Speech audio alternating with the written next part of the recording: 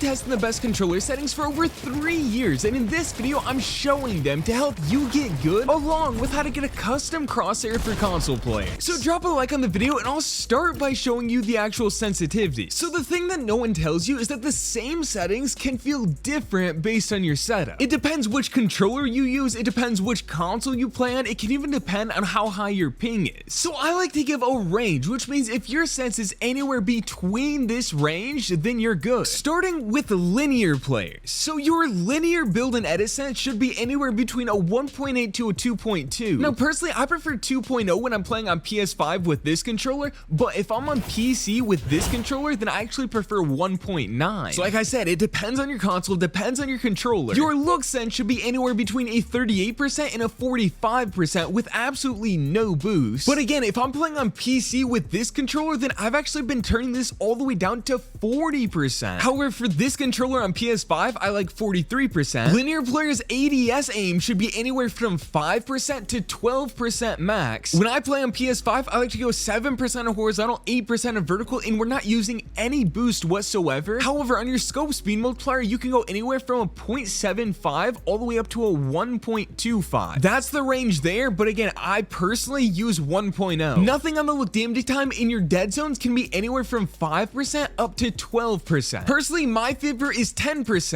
And now I still have to show you how to get a custom crosshair on console, but first, if you prefer Expo settings, then these ranges are gonna change. Which, if you didn't see this top section the first time, this is what I have this all set to. But if you're gonna play Expo, then the build and edit ranges are from 1.5 to 2.0, anywhere in there works. Personally, I really like read settings, which are a 1.7x. Your Expo look sense is gonna be anywhere from a 40% to a 60%, so you could have both of these at 50, you can have one of these at 50 and one of these at 60. This is what REIT uses, of course with no boost still. Your ADS range should be anywhere from 12% to 18%. If you're REIT, you go 16% on both of these with no boost. Your scope speed multiplier, once again, can be anywhere from 0.75x up to 1.25x. I think REIT uses around a 0.85x. Still no look damaging time, and your dead zone still shouldn't change. Still in between 5 to 12%, and if you're REIT, you go 6% on both left and right stick. And now for a custom crosshair on console. In just a quick 15 seconds, tell you about today's sponsor, G2A, which is a marketplace that sells discounted games for every platform. They have millions of customers. This is their latest bundle, and the link will be in the description. Custom crosshair on console. I'll start by saying this isn't as good as it is on PC, where you can just download an app, but I've tried this a few times and it actually works for better aim and better piece control. So the first thing you need is a piece of scotch tape, a marker, and then something with a straight edge. And then you're gonna load into this map, which it's actually my map, so you can find it by just searching Carter 2K,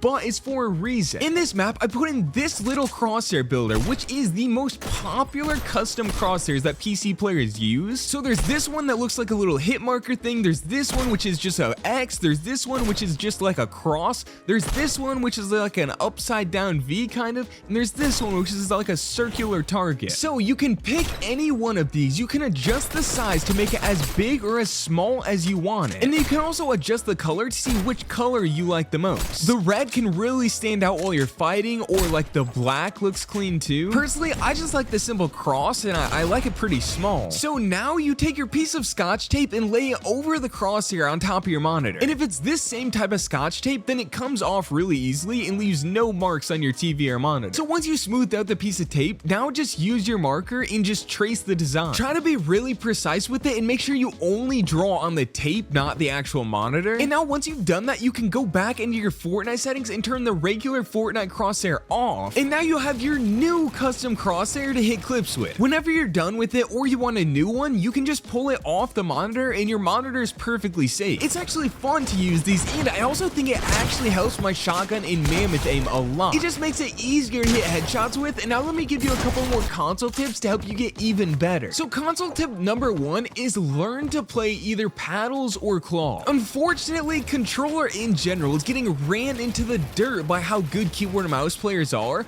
but especially if you play on console, one of the only ways to really keep up and be able to play tournaments and hit Unreal rank is to learn paddles or claw. It gets your thumbs to stay on the sticks while you're playing and makes everything about your fighting and movement way more controlled. Now the question is, should you learn claw or should you learn paddle? paddles? And I think the answer to that is pretty easy. If you play on Xbox, the Scuf Valor Pro is a very good pro controller with 4 paddles for only $100, and I'll put the link to it in the description. So on Xbox, it's definitely easier to learn and get good on paddles, and for PlayStation, it depends. If you have bigger hands and put them like this and claw feels comfortable, then learning double claw is actually so good on PS4 and PS5 controllers. It's the same way that the best controller players in the world like Miro and Ree actually play. They both play claw. And I even spent an entire week learning double claw on a PS5 controller to prove it's not that hard, and by the end of day 7, I was hitting full-on piece control clips. But if you have the budget for a PS5 Scuf Reflex and want to learn paddles, then this is also a great option. They actually just added anti-drift thumbsticks to all of their controllers, so you never have to worry about your thumbsticks breaking. And this is of course the controller I use every single time I play PS5. My console tip number 2 is do everything possible to get a 120 FPS monitor. I know monitors can get expensive, but the difference between playing on 60 FPS versus playing on 120 FPS is huge. Like literally just turning 120 FPS mode on for the first time instantly makes you a better player. And after just 5 minutes of research, I actually just found this Asus monitor that's $110, and it's 24 inches, 1 millisecond response time,